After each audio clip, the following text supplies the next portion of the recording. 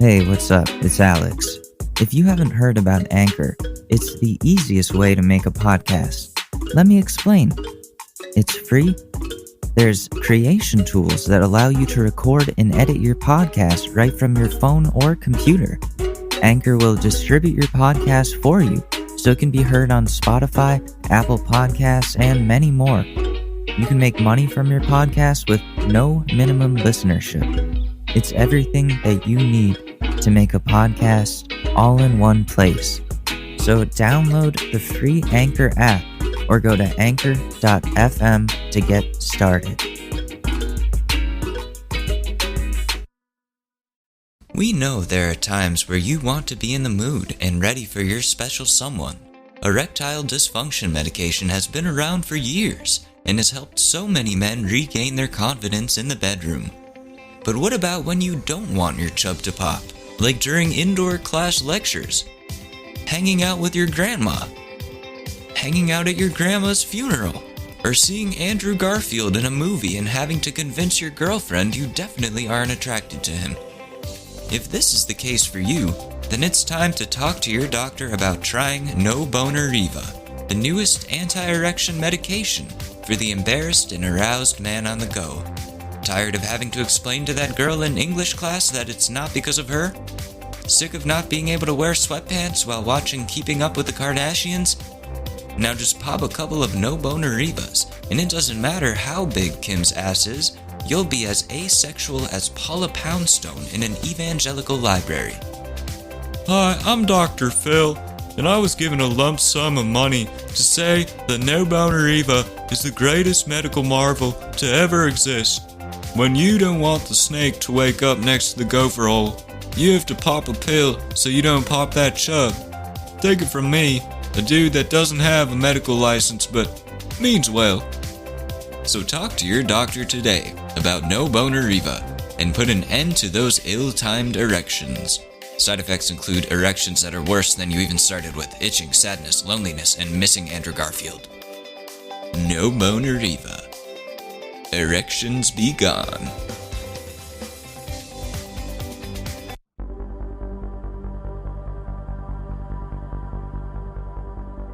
Sometimes you gotta go back and go forwards. But sometimes you don't have to go anywhere at all. Instacart makes it so you can order your groceries, pet food, and more from home. So you can do what you need to do, whether it's praying to the Lord or playing with your willy. Whatever suits you best. So what are you waiting for? It's time to transcend your physical form. Follow the link in the show notes and create your account and start feeling alright after you do your shopping. Instacart. Just do it, man.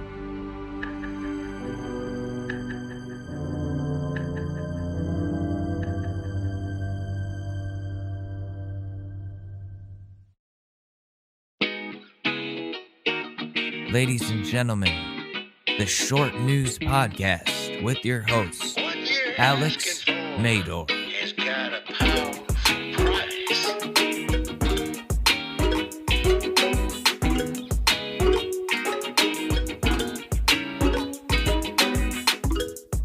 Hello, welcome one, welcome all to the Short News Podcast. I'm your host, Alex Madore. A little under the weather today, hoping it's not the C word, but the corona word, but we'll we'll see. Anyways, I hope everyone is doing well, enjoying themselves, or trying to, you know? So yeah, this might be a shorter episode, depending on how I'm feeling. But let's try to power through it. How about it? So we haven't really been, or I haven't really been staying on top of what is going on in politics. But I thought we could start off with the most recent Trump rally that was live 2 hours ago. in Allentown, Pennsylvania. If anybody wants to see that, we'll do the segment where we skip to random timestamps of a Trump rally. And I'm proud to be the USA. Alright, let's see him talk. What a mess. No, he called me George. I don't know if I should be insulted or happy about it. I'm sort of insulted. It's the first time that's happened to me in a long time. No, but the polls just came out. So let me tell you the real polls, okay? Because we feel we're winning. Let me tell you the real polls. The polls that I made up myself. In my head. They're real. They're real because I said so. I hit the wrong button. Almost easy, but you don't hear that. I watched television today purposely to see what was going on. So it started, CNN is the worst. But I hear I hear AT&T is finally getting smart. And they're going to fire the head of CNN. That's what I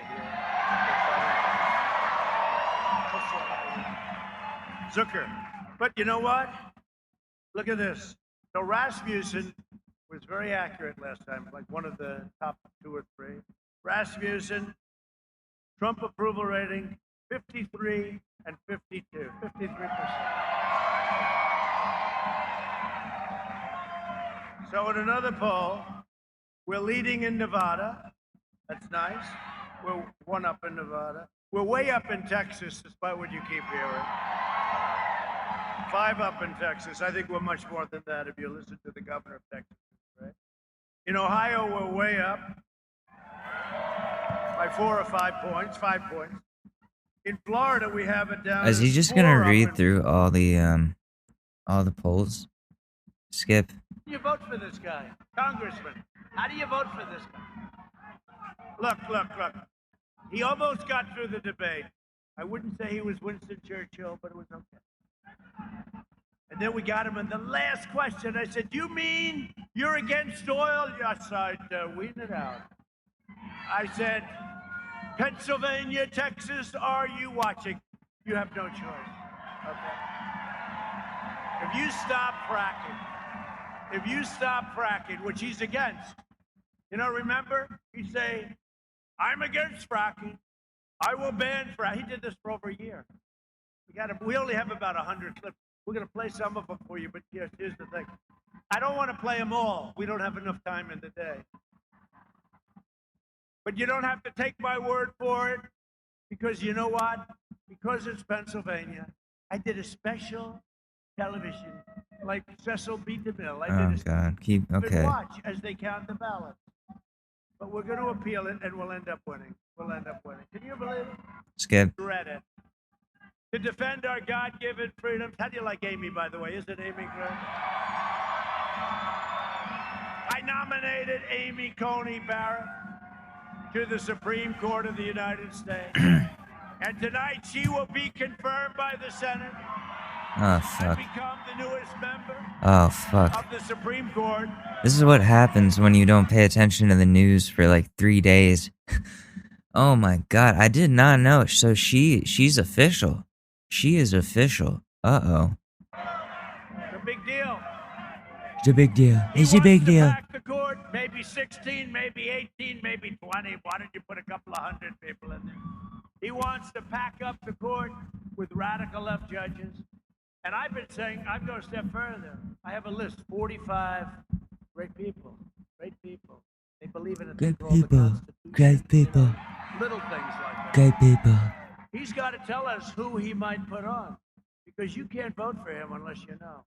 Because you can't have radical left judges who are looking to destroy our country. Radical left. This election day, he calls everybody on the left radical left.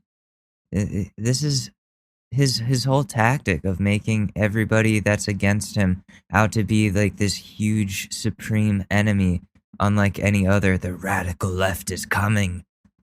People of Pennsylvania must stop the anti-American radicals delivering Joe Biden and the far left.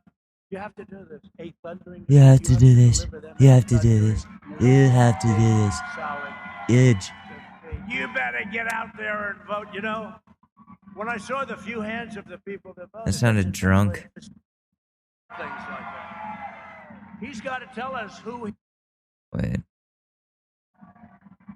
Sleepy Joe won't do that. In fact, Sleepy Joe said, you know, we made a very good deal with China. Unfortunately, the ink wasn't dry before the plague came in. But I never took the tariffs off. Nobody understands. I wouldn't take those tariffs. Sleepy Joe said, one of the first things I do is take the tariffs off. Oh, you think China would like to see him get it? Boy, oh boy. They would love to see it. If I don't sound like a typical Washington politician, it's because I'm not a politician. But you're the president of the United States, and you're running for re-election of president of the United States. So you're technically, you are a politician. If I don't always play by the rules of the Washington establishment, it's because I was elected to fight for you harder than anyone ever before. So we have a couple of warriors here. They're great people. They're congressmen, and man, that congressman. It's just the same rhetoric every time, like the same bullshit. We don't need to go into it. We really don't. I'm sorry for even starting that. He's live again right now. Right now he's going. So they have 1.5. This is right now, live. 39, right? We have 325. We're paying 500. Other than that, it's a wonderful transaction. I say, oh, we have hundreds. I could talk to you all day about it. We have hundreds of things. Are those like Amish people standing behind him? Pennsylvania lost 50% of its manufacturing jobs after Biden's NAFTA. All right. Apparently Amish for Trump is what's going on. Jesus. He's got the Amish. We're fucked. We're absolutely fucked. What is going on else in the world? What did I want to talk about today? I'm like so out of it. Oh yeah. So I finished a new song this weekend, and it's a lot of fun personally. Like, I think. It's only about 2 minutes long, and it took maybe 3 hours to make. Again, I don't have a producer. I don't work with anyone because I don't think I work well with others. I had a band in like 2005 or 2006. I don't really remember which, but we performed one song at a couple of different talent shows, and it was my first taste of performing for any sort of crowd, and it was a high, better than any drug I've ever felt in my life. Also, I'd never done drugs in the 5th grade, so that's like, yeah. But I've also performed in front of 1,000 people when I was in high school, and that was even more of an adrenaline rush. But yeah, when I was in the 5th and 6th grade, I was in a band with 2 of my friends, and we performed the song Danny California, and that's it. That's all we knew how to play as a band. And my mom has the camcorder tape of it somewhere. I don't think it was very good, but we were also in 5th grade, so I don't know, man. We definitely weren't as talented as the Naked Brothers band. But, you know, the band eventually broke up because one of the dudes in the band got really popular and didn't want to hang out with us anymore, so that was over. Heartbreaking shit.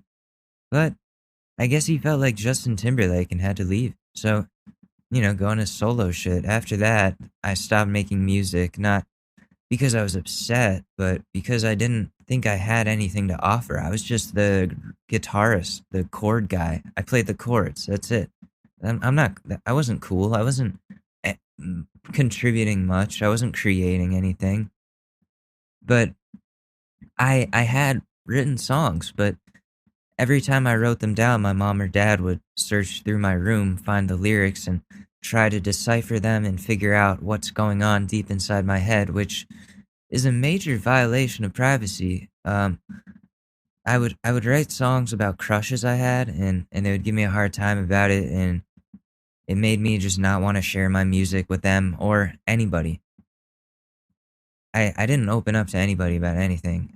Now that I think about it, it wasn't until I went to this summer camp, though, when I was 15, where I found my voice in a lot of ways. I was in this School of Rock type course at the camp. It was at Yale, and everyone was introducing themselves with their name and a tidbit from a song that they could play. So we're all going one by one, and then this girl, I don't know this girl, shy, freckles, guitar, gets up there and she goes, "Hi, I'm Nicole," and performs the song "Kiss Me" by Sixpence None the Richer. And my heart was like, my heart was throbbing. Not only did that song like ignite some warmth from my childhood, but the person who was the source of this beautiful sound, dude, I was enchanted. I had this lump in my throat that I'd never felt before, and it wasn't from my acid reflux for once. My brain was doing the Sam Raimi Spider-Man thing, like this story is about a girl, that girl right there playing that guitar, and this story is gonna be about love. And like I'm narrating my life. I barely even knew her, and I was feeling like this. So from then on, I was on my best behavior at this camp and performed the best I could in that music course. And I formed a band with 3 other dudes, and we decided on a song together. But oh my god, so guess what the song my new band wanted to play was? Danny fucking California. The song follows me everywhere. So we're practicing this, going to our courses and making friends, all that stuff. And I'm thinking, okay, we're at this camp for 3 weeks. I have to make this count. And my mission was to get this girl to like me, except I didn't know how to talk to girls. So so that was proving difficult. When I say I didn't know how to talk to girls, I mean like I was one of those kids who was afraid of them. I automatically assumed that I was disgusting to them, and that made me the least confident person in the room, which probably contributed to my lack of appeal now looking back. But at this camp, it was all people that I didn't know going into it. They didn't know me. I could be the cool musician that I wanted to be my whole life, and I could impress the girl I liked for once in my life. I could actually have friends that have heard me make music and enjoy it. I didn't know what to do through though, like with this girl situation. For some reason at this camp, girls wanted to hang out with me, but so far I hadn't really talked to this girl I liked. But one day though, I'm walking to get a coffee and I get a call from a number I don't know. And the person is like, "Hi, Alex, it's Nicole." And I'm like, holy shit. And I thought it was a prank. But she didn't know, no, it's me. Like, what? Why would someone lie about that? And she wanted to get a coffee together and walk to class together. So there was hope. We started hanging out more and sitting together at meals. And I had a whole new lease on life and faith in humanity. But then she told me she was like super in love with this motherfucker in the class named Emilio, who played the violin like an absolute legend. And it's always fucking handsome guys named Emilio. These motherfuckers, they're always better musicians than me. I hate this world. Like, this shit has happened with 2 Emilios in my life. You know what? They could be the same one. Now that I think about it, they could be the same Emilio. You know what? They probably are. If you're out there, dude, you can fuck yourself. Emilio, stay the fuck away from my life. Fuck dude's name Emilio. I know I know last episode I already alienated the furry community, and I want to apologize. My fears of people in costumes should not be a motivator for shaming anyone for their lifestyles. But if your name is Emilio and you listen to this show, I don't know about you, man. I just don't trust you. At this point, I was just a guitarist for the band, but no one could sing, and no one was willing to sing. But lyrics are kind of important to the song, and I wanted to prove myself as more than just some dude who played guitar or some loser with a violin. So I waited for the right opportunity in front of the class when we had to demonstrate performance. And I surprised everyone with a cover of a song where I actually sang in public for the first time in my life. That wasn't in the shower. It wasn't my best work, but it took balls, and I found out from people that day, including that girl, that, wow, I could actually sing and should continue to do so. To those of you who are like, Why is your voice so raspy? Is it from smoking? No, my voice has been this way ever since it got deeper, and I don't do enough vocal exercises, and I drink too much coffee and beer.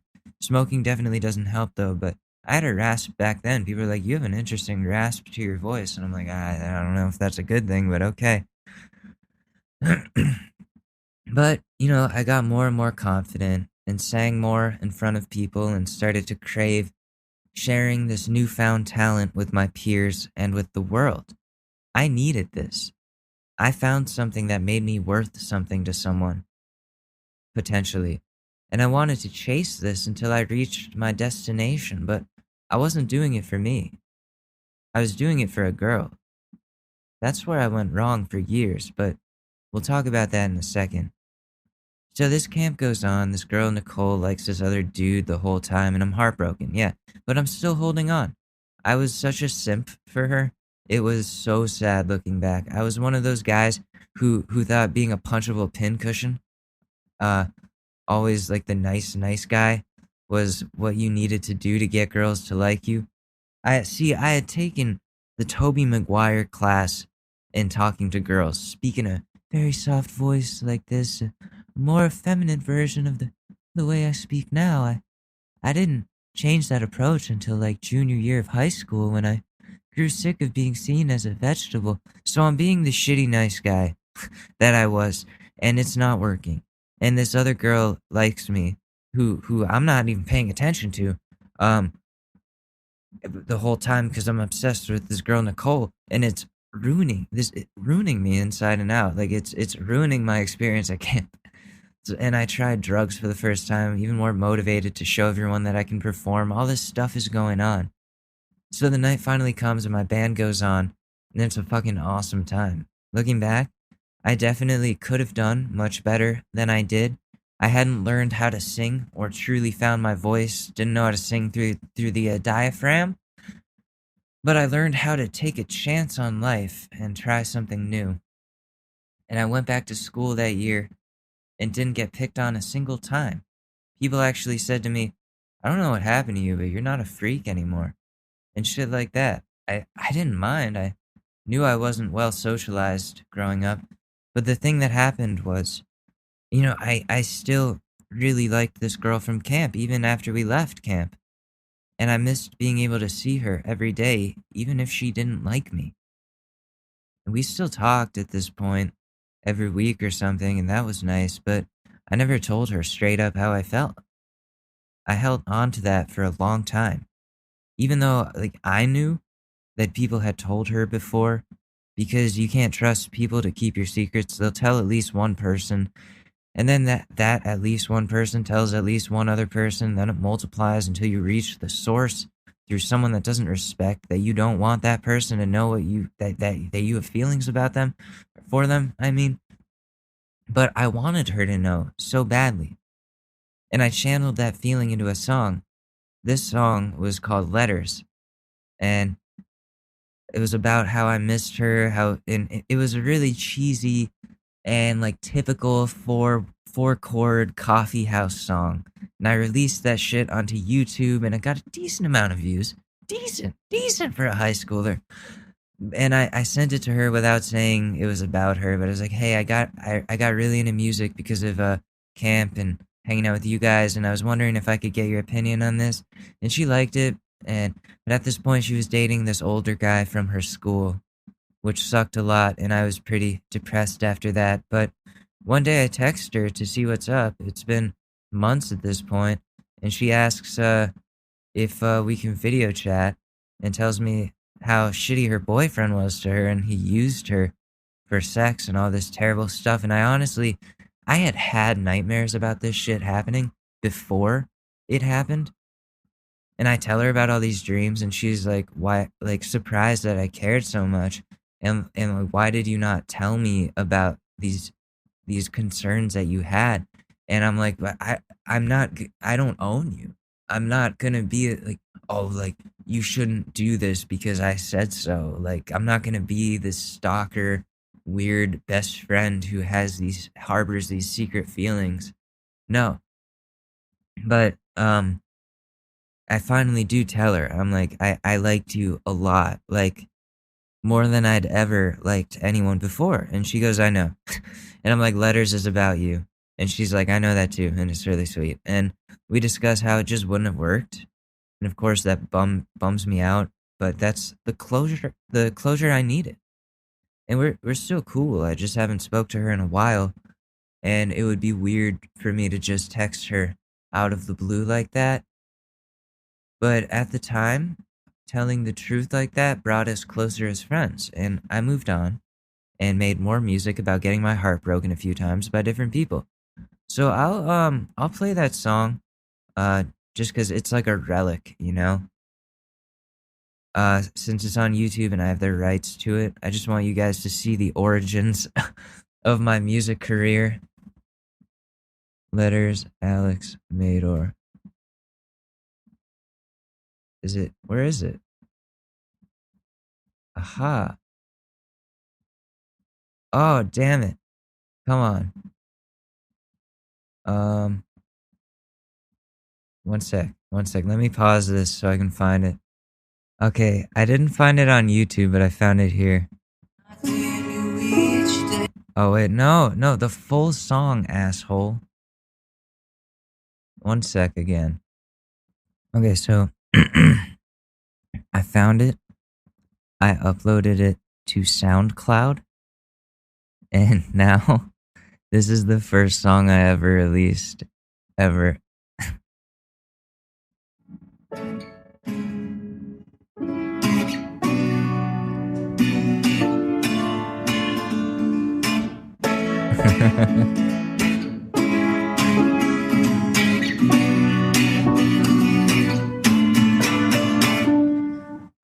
What's gonna happen? Oh, ah. Am I gonna have to get your beautiful face? No technique. What will I do? Not seeing you each day. Oh. It's pen and paper out here, but I can't seem to see. Ow. My letters to you are getting your way. I just don't seem to know how to say how I'm feeling, what I'm thinking today. But all I know is that I don't really stay. Now I don't know where to go next. I just hope that you come back. You actually hit that note? Wow. My letters to you are getting your way. I just don't seem to know how to say how I'm feeling, what I'm thinking today. But all I know is that I love you this day.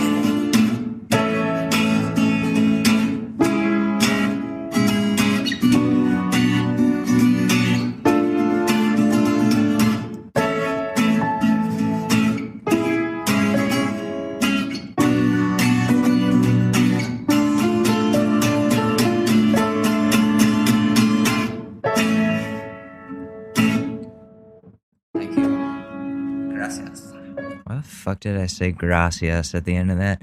So now you can believe me when I say my voice was always raspy. That was before I smoked anything in my entire life. So there you go. But for so many years after that, my music was motivated by impressing my peers, mostly female, and trying to become the next Austin Mahone, because that's who the girl I dated at one point was obsessed with. And I mean, now it's John Mayer, but let's not say anything because the door is open. She can hear me. But like I hated Austin Mahone. I hated that motherfucker with all my heart. And when I went off to college and got dumped by my ex, I fell into a deep depression and used my music as a cry for help and as a revenge against my ex, as well as a way to boost my image at school as someone worth something to people, building my self-confidence, or what I thought at the time was self-confidence. Again, I was doing this shit for the wrong reasons. It wasn't until I was in my current relationship and engagement and wasn't just looking for a mate, where I realized all my music was motivated by me wanting to impress some girl. So so they would like me and hopefully be with me. So I stopped making music altogether because I wasn't doing it for fun. I wasn't doing it because I liked it. Matthew McConaughey would be so disappointed in me.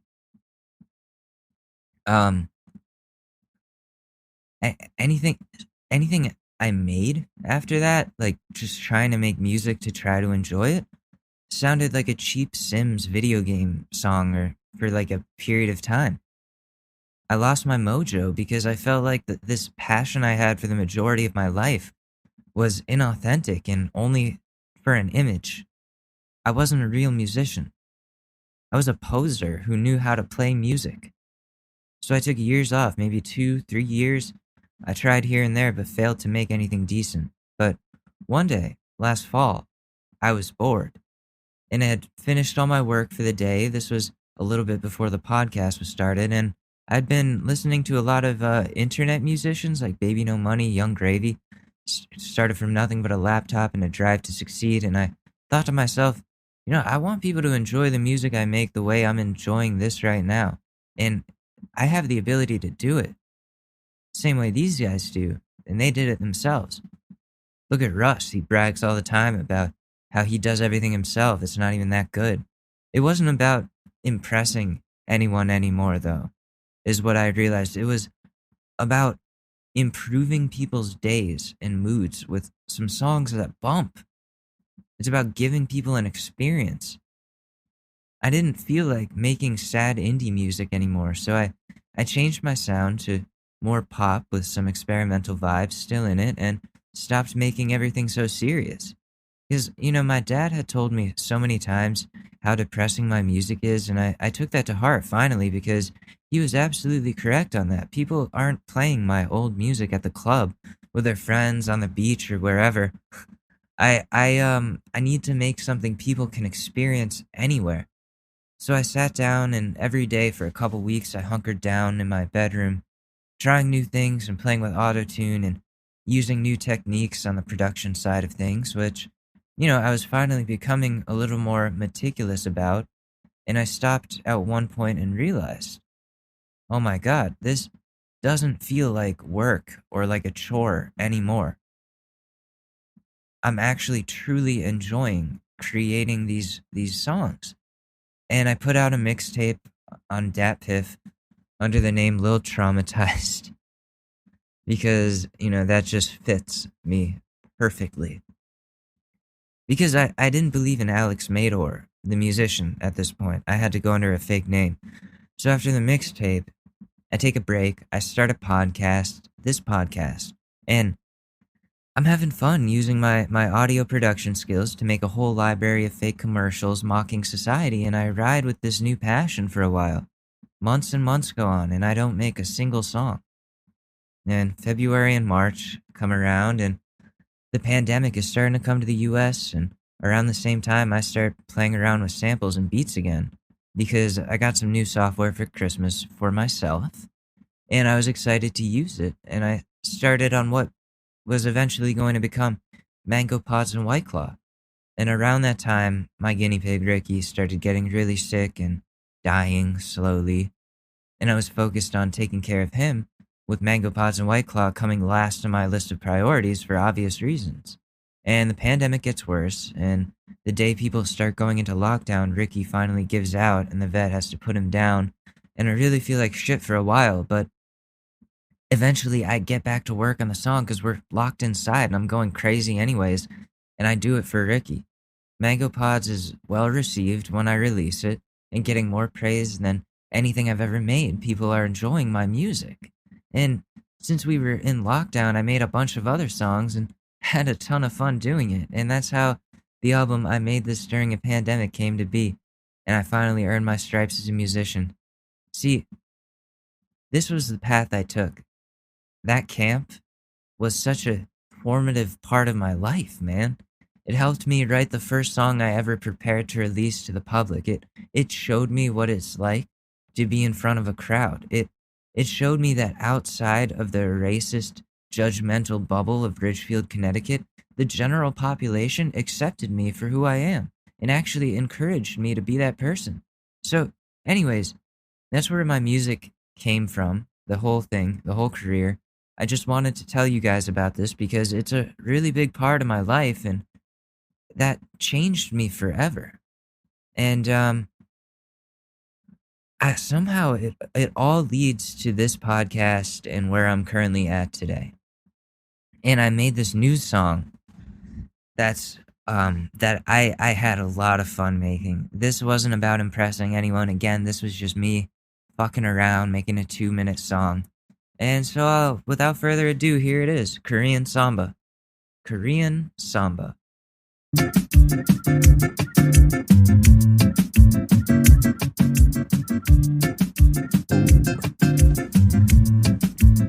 Girl, do you wanna get your visa? We can take it 90 day if you got television on. You know exactly what I'm saying. Tom Brady on this track, switching up on where I'm playing. Didn't see me coming back. Don't feel guilty, it's okay. 2020's lousy, everybody's grouchy. Put my song in your rotation and the girls get bouncy. Turn this hell into vacation while you're still around. Drink until you're drowsy, light up the whole county.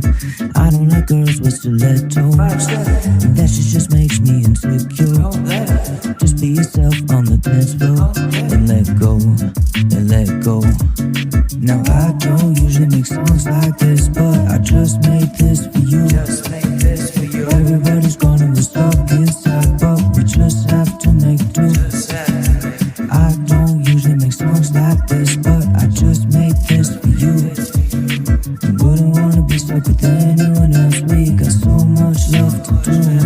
Here with my feet up, empty cans around my place. Maybe that in THC, slap this look up on my face as I'm falling down from space. It's a never-ending race. Get the DJ at the ready and confetti at the base. We just hold the lighter steady, Sherlock smoking on the case. It's a night I won't forget, a memory I won't replace. You got all this bounty, yeah, you're really bouncy. You got all the things that matter, see if you astound me. Now I don't usually make songs like this, but I just made this for you. Everybody's gone and we're stuck inside, so we just have to make do. No, I don't usually make songs like this, but I just made this for you. Wouldn't wanna be stuck with anyone else. We got so much left to do. Yeah.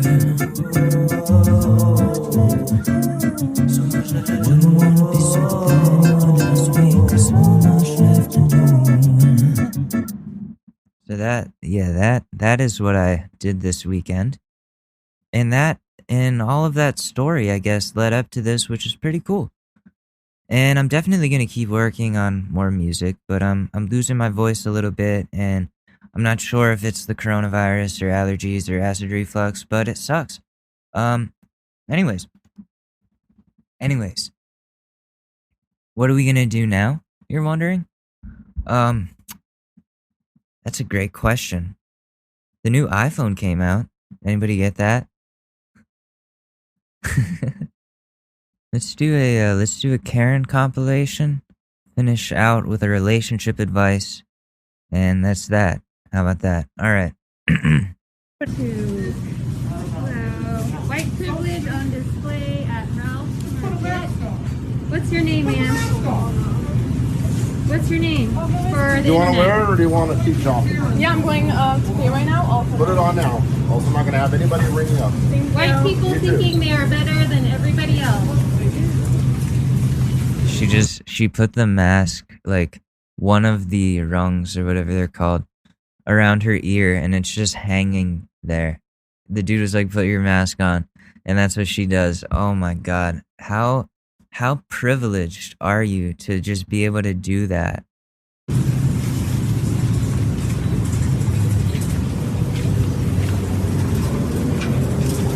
If you have a grandma in the Glendale area, do not come to Ralph's Market because these ladies think that they can do whatever they want and wanna kill wear it your or grandma. We have Ralph's workers working hard, going home to their families, their children, their Can you loved not ones. record me? No, not you. There's Ralph's people you're endangering. The workers of Ralph's and You're wearing a mask. If the mask works, you should be perfectly fine. Yeah, I don't want you to kill the loved ones. I of don't the want you people to that tell work me what there. to do. Then you need to not come in the store without a mask. People in Ralph's are working hard, not making very much money, and you're disrespecting them. I would say, yeah, both parties here are annoying. I mean, the young lady who won't wear the mask is definitely in the wrong here for not wearing the mask, and assuming that if everybody else is wearing one, then it shouldn't be a problem, right? Yeah, that's not how it works. And so she's just dumb and gonna put people in harm's way. The lady recording and following her, she seems like one of those people that doesn't mind their own business, which, like, all right, good, like, call someone out for not wearing their mask, but you're doing the Karen thing. You're being a Karen, trying to call out another Karen. So you should go somewhere else or wear your mask when you're in here. You obviously have never had hardship in your life if you feel like you can come here and disrespect people. You obviously grew up with money. Take your money somewhere else or put your mask over your nose. You still have one nose out of the mask. Into the mask, lady. This is not a place where you can do whatever you want. My name is Ashley Gibbs, and I'm happy to harass you. I am letting you know that you need to put the mask over your fucking nose. Thank you. Yeah, you need to. I'm letting you know that you need to put the mask over your fucking nose. She was like really Karen-y up until that point when she said the F word. Do your research. What are you talking about? Are you fucking serious? Yeah, you need to call the police and get her out. Please get your manager. Get her out. I want her out. No.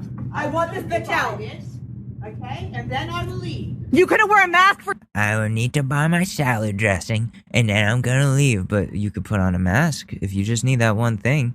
You could put on a mask.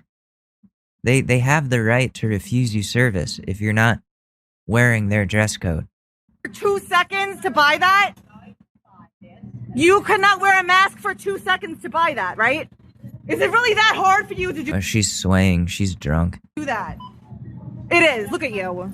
How'd she drive here? You know what? Don't sell her that. Don't. You shouldn't even sell her that. Honestly. You know what? You're not allowed to ask me. You just violated that. Shut the fuck. Girl, please. Bye. Sweetie, that's not Get true. Out. That's not true. Look, she's walking out. Now she's stealing.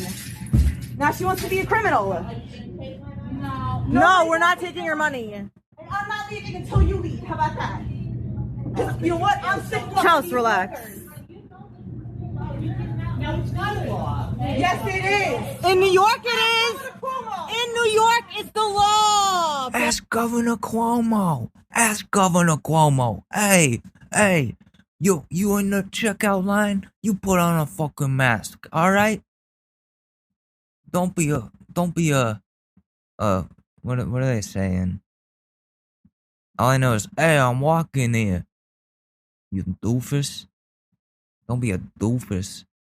I don't know. Oh my god, dude. You doof. My curse words. Watch out, mama.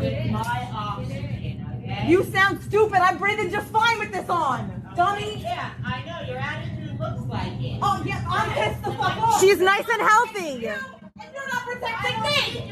Does your life mean more than mine? How fucking dare you? This fucking privilege that you have is disgusting. You need to check yourself. How about you leave the store? Leave. Bye. Get out. Get out. Get out. Bye. Get out. You need to be like taking the. I'm recording, actually. Why is she so recognizable looking? This lady. Have I seen her before? No. You're not gonna sell that to you, stupid. So you look dumb. This must be stupid or dumb. Are you dumb? Or are you stupid? 6ix9ine. Are you dumb? Are you stupid? That's one of his songs. That's where she got that from. Are you dumb or are you stupid? Okay, bye. Time to go. Bye. Chelsea, relax. All right, she put it down. Let her walk. Let her walk. Let her walk. I'm gonna get your license plate and you're. That's great. For what? I have it on video. I'm gonna get your license plate because I'm a goblin and I don't care about anyone else. You look like a fucking goblin with a wig on, lady.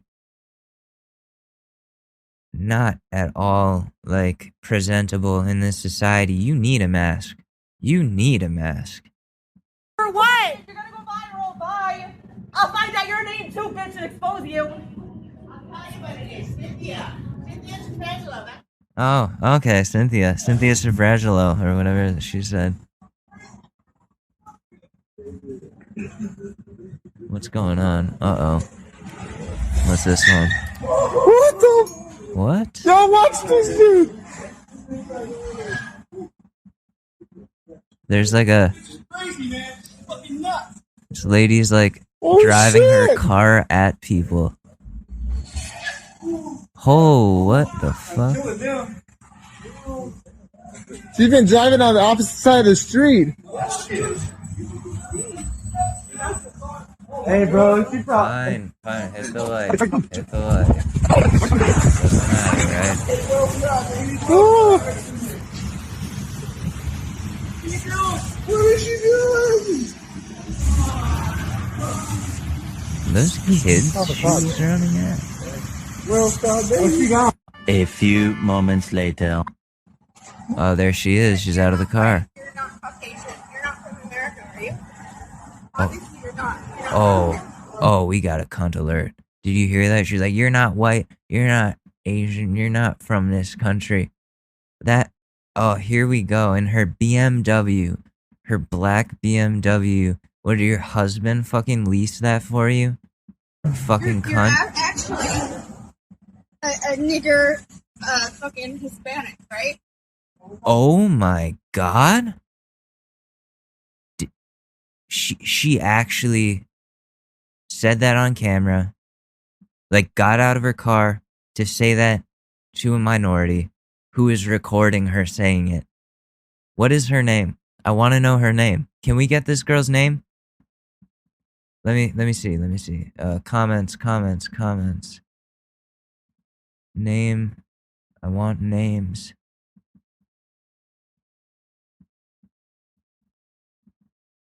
I'm going to dox this person if I find them.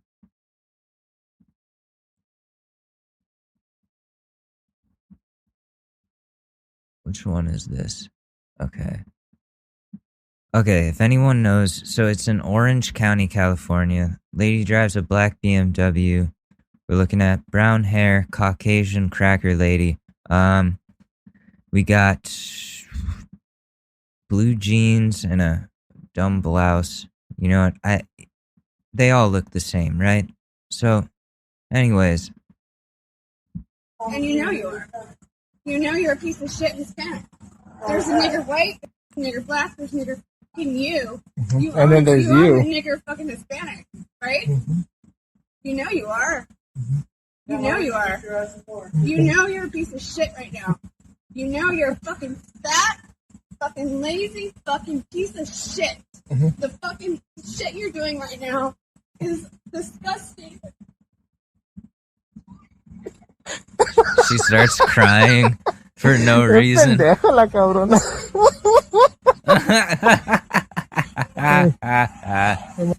You dumb bitch.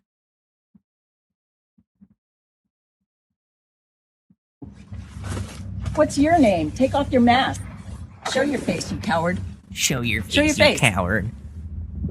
No, can't do it because I'm afraid. Take all the pictures you want. Is it going to do anything? Is it going to give you some sort of feed in your life? Oh my god, she's crazy. Is that her beat up shitty ass minivan right there in the background? That's a perfect backdrop for her. Being at a construction site she shouldn't be All we can at. do is use our phone to take pictures. You guys obviously ain't got it in you today. There's a whole construction site going on right now. Where you at? Where you at? You don't want to get in front of a bucket? You don't want to get run over today? Are you guys burnt out? I'm gonna make sure I burn you guys out every fucking night. What? Oh, they're all videotaping her. Oh, are these your cars? These are your cars? Oh, it's not hers? Damn. What? You guys are gonna get arrested. You do know that. They're not even saying a word to her. It's so funny. Hence, on a construction site, when these men have to wear hard hats. Oh my god, she has like that tone of voice. Let me just say, I just wanna. And let me just see. Alright, I was just making sure, because I said cracker before. I just wanted to make sure that I am allowed to say that. And I'm reading articles here that say, white people saying the N-word isn't the same as a minority calling them a cracker. So, sorry, crackers.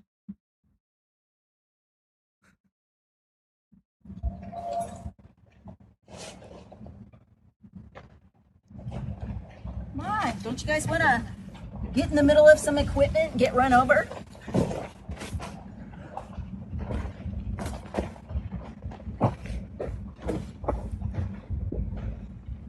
Where's the ringleader? The ringleader? What do you think you're like busting up like a drug bust? They have tents. They're camping. It's summer. It looks like they're just having like a nice night out at like an abandoned construction site. No one's there. Nothing's going on. This isn't even your property, lady. Oh, you guys look like shit. Oh, what? Don't you need a shower or something? How you doing? Hey, miss. I'm just a peaceful protester. Okay. Okay? No, you were here insulting people last night. You touched me. No one touched you. You will never put your hands on me again. Anybody touches me, We have the video. I'm gonna swing. Miss, let's just walk away, all right? Mhm. You swing on 5 people last night. Oh, shit. She punched that dude.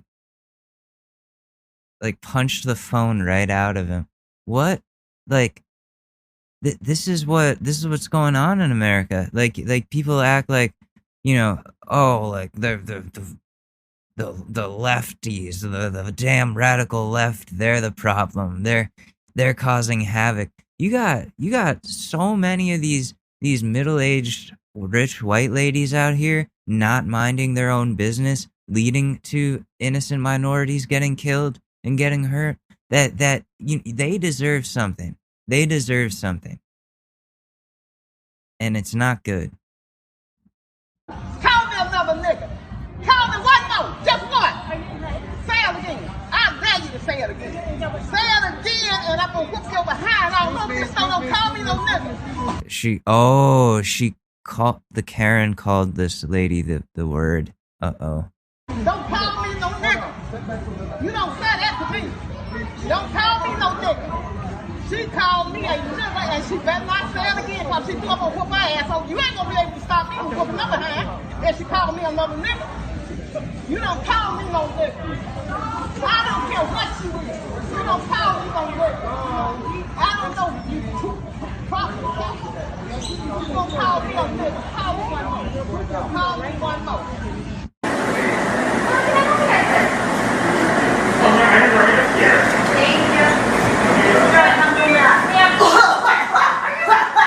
Or she goes in and coughs on everyone. What the hell is wrong with people? And I asked you nicely to kind of move aside. You're taking the whole aisle. No. You're taking the but whole you should have aisle. respected my space. I don't need to respect you. Are you a Karen?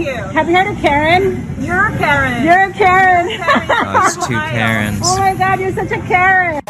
Yeah, I'm gonna take my horse to the ocean road. Oh, I can't play that. Oh my God. Well, that's ridiculous. I am, I am so sorry for those people who were affected by these Karens.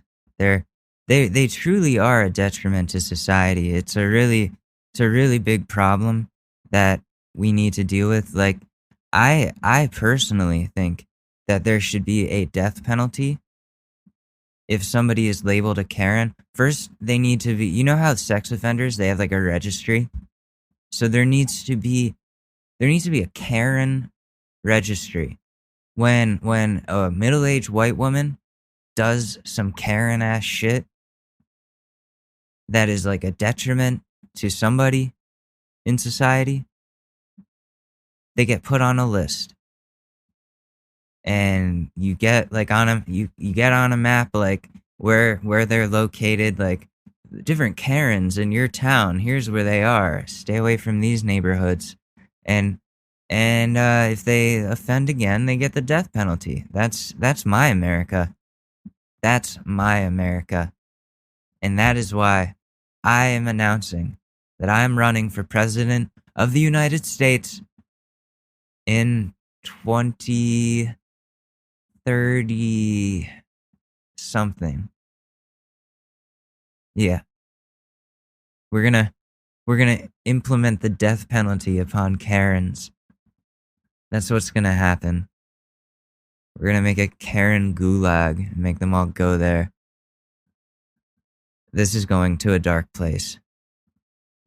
This is going to a very, very dark place. I should not say anymore. Let's do a relationship advice and then we'll close it out. All right. How about it? All right, here we go. My parents are going down the Alex Jones conspiracy theory rabbit hole. Oh no. Oh no. Oh no. Over the past few years or so, my parents have kind of been drawn in by the fear-mongering of the Republican Party, but I never really thought it was as damaging as it is now. They're starting to espouse real dangerous rhetoric, especially since the pandemic hit. Things like Bill Gates is going to microchip us with the vaccine, the plandemic, and other things like that. Just today, I went through my mother's iPad and found she'd been going into InfoWars, and it all makes sense now. Is there anything I can do? I'm only 18 and still live with them, and I'm fearful that there could be some bad consequences if I don't go about this the right way. I just want them to check back into reality. Thanks. Edit. I didn't go through any of their search history. My mom asked me to help her with something on Safari, and I saw that a recommended site was InfoWars. Edit 2. This thread has made me lose all faith in humanity. People are shitting on me, essentially a child, for being worried that my parents are going down a dark path that has turned many well-meaning people into paranoid lunatics. What is so wrong with my concern? Why, what are people saying? People here commenting there's nothing you can do are not correct. There's nothing you can do right away, but very few are lost causes permanently unless you give up. And then they send some resources on how to change a voter's mind from Mother Jones, New York Times, Quora, and Vice. This is actually really good advice, saying don't be a doormat, don't dismiss their concerns. So you got to be in between those two things. Try to understand the source, if not the gross side effects and mutation of their beliefs into what it is today. Yeah, that's why I watch Alex Jones. I watch Joe Rogan. I listen to the bullshit that people spout because I want to know the fucked up logic behind it, even if I don't think it's right. Somebody came to that conclusion somehow. They didn't just come up with that. In their mind, it makes perfect sense. So if you try to make sense out of that and then appeal to that part of their brain, that whether it be like afraid of Bill Gates or whatever, like just keep giving them facts and not in a condescending way. Just like, listen, you know, not every source is valid, and Alex Jones has been discredited multiple times, and you can't believe everything that these people say and those types of things. What are there really bad comments? What are people saying? Be wary of any gay frogs. the actual advice. I was once told you can't reason someone out of a belief they didn't reason themselves into. So I guess you could start by asking what reasoning they used to determine these ideas were correct. Exactly. Try to understand where they're coming from. If what follows is not a line of reasoning but appeals to emotions or to logical fallacies, you'll find it's difficult to convince them otherwise. It works similarly to religion. Once the ideas become emotionally important or linked to their sense of identity, it becomes difficult to uproot those ideas. And then the person says, noted. So those are good comments. I can't believe there's people in here that are shitting on him for being concerned that his parents are going down the conspiracy theory hole. This has detrimental effects on him. He lives under their roof. My dad believing the shit he believes is detrimental to us. Like it is important. It is something he should be worried about. So, yeah, deal with that way. You've got the advice now. I think you got this. Stay safe. Don't condescend them. And just stay strong out there. And this is gonna do it for this episode of the Short News Podcast. I'm Alex Madore. Thank you very much for listening. You can find me at Alex_Madore on Twitter or on Twitter at SuzieLoo, LOO. I mean SUZIELOO on Twitter. It's much more popping there than on my own account. Alright, guys, I love you. Stay safe, and I'll see you in a couple days. Peace. It's really that time of year, and your team might finally do it. Or if you're a Rams fan, you might just want to book the trip now. This year, Super Bowl 56 is in Los Angeles at SoFi Stadium, February 13th. You can scour resellers to buy an overpriced ticket closer to the day, or you can lock in the Super Bowl experience of a lifetime now with our friends at On Location. True 50-yard line seats, only available with On Location. An invite to celebrate on the field with the champs. On Location, yes. You want to craft a perfect confetti angel like I did? Go to the game with On Location. And it's not just about gameplay. From dinner with NFL legend Marcus Allen to pregame parties featuring acoustic sets for Wyclef, the official hospitality partner of the NFL is offering the most exclusive ticket packages available. Want to know how? Visit onlocationexp.com/SB56 or search Super Bowl On Location. That's right. Search Super Bowl On Location. Make the trip of a lifetime. It's your shot. Take it.